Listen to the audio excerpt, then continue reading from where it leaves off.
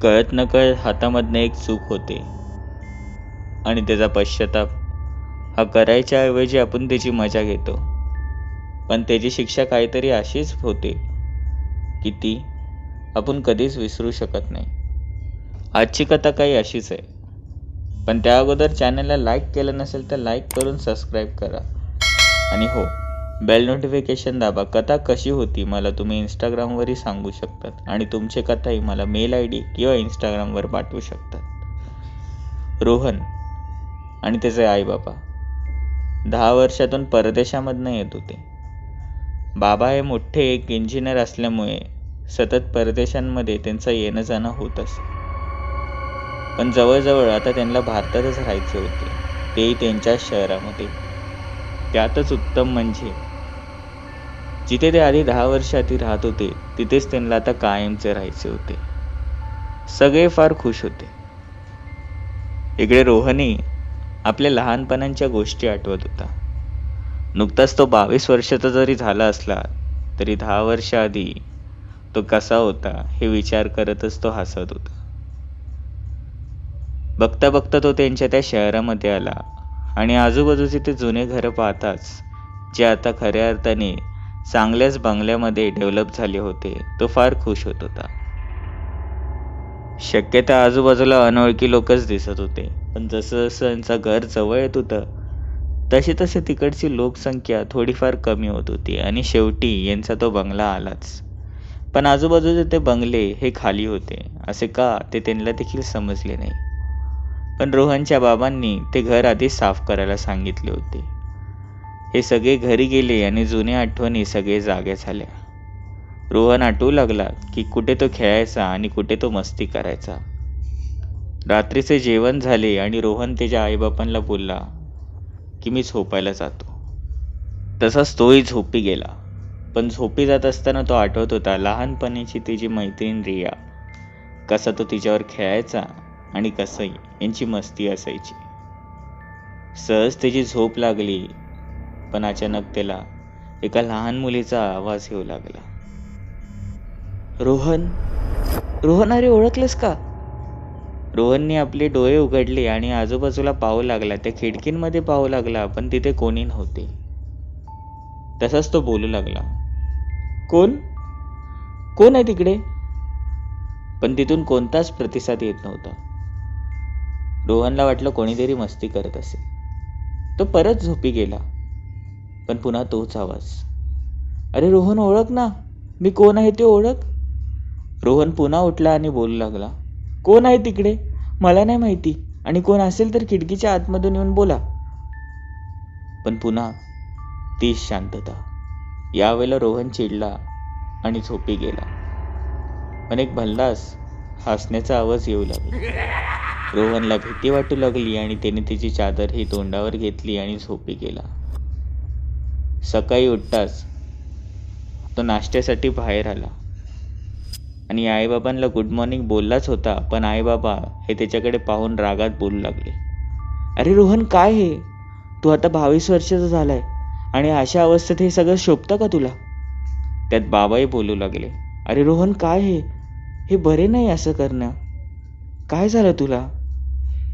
आणि रोहनने प्रश्न विचारला की काय झालं, तुम्ही असं का बोलताय?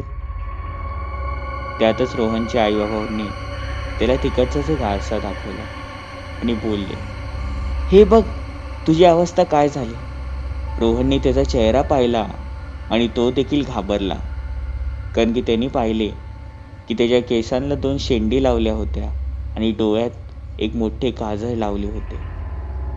रोहन बोलला, तुम्हीच हे केलं असणार आणि आता माझी मस्ती करतायत. आईबाबांनी सांगितलं की आम्ही असं काहीच केलं नव्हतं. मग ही अवस्था केली तरी कुणी? असा प्रश्न त्याला पडला. त्याने त्याचे तोंड स्वच्छ धुतले आणि नंतर सगळं काही विसरून तो आजूबाजूला फिरायला गेला. पण तिकडचे कोणतीच वस्ती हे जणू तिकडे नव्हते.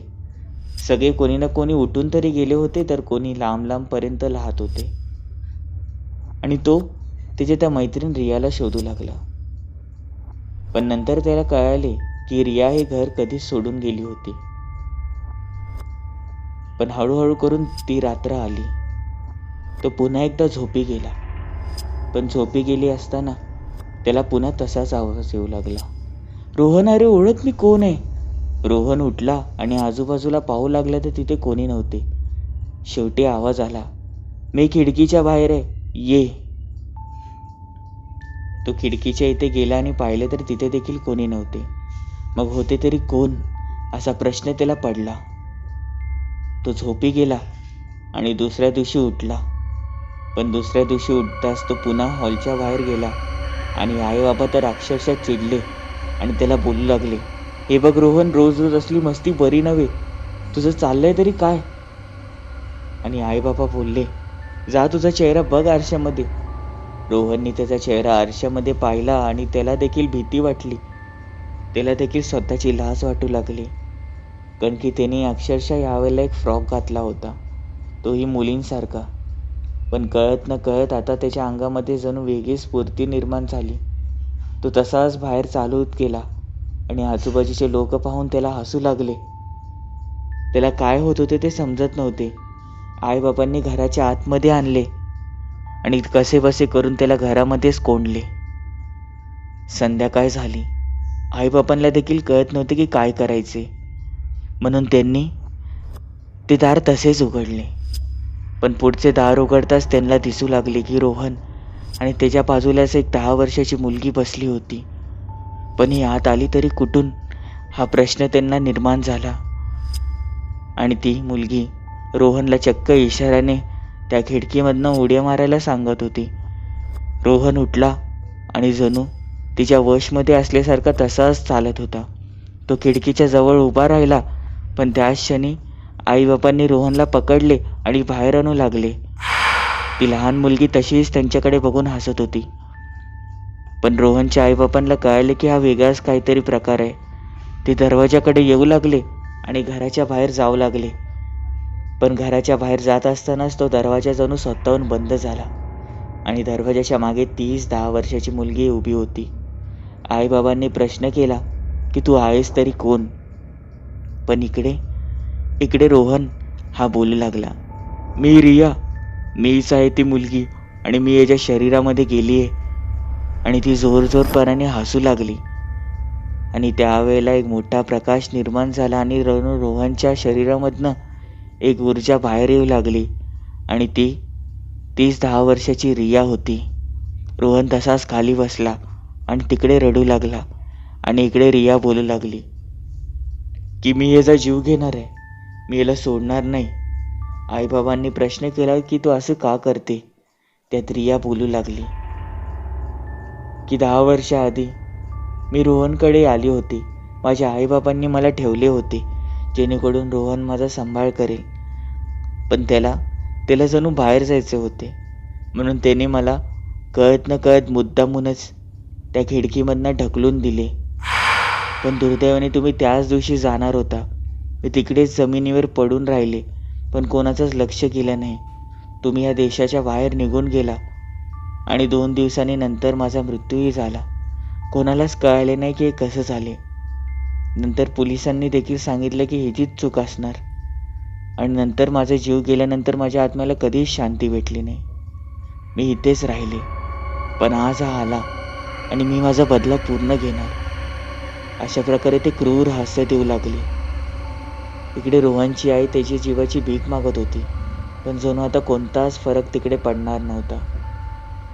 रोहन हा हवेत तरंगू लागला आणि त्याने दोन्ही हात आणि पाय हे उलट्या दिशेला, पाठीच्या दिशेला करून तो तसाच चालू लागला.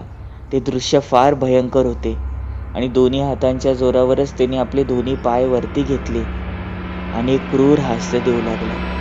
रिया इकडे तशीच हास्य देत होती. रियाची आई तिच्या जीवाची भीक मागत होती, पण रिया बोलली की मी ह्याला सोडलंही असतं, पण त्याने मुद्दामून मला धक्का दिला आणि माझा जीव गेला.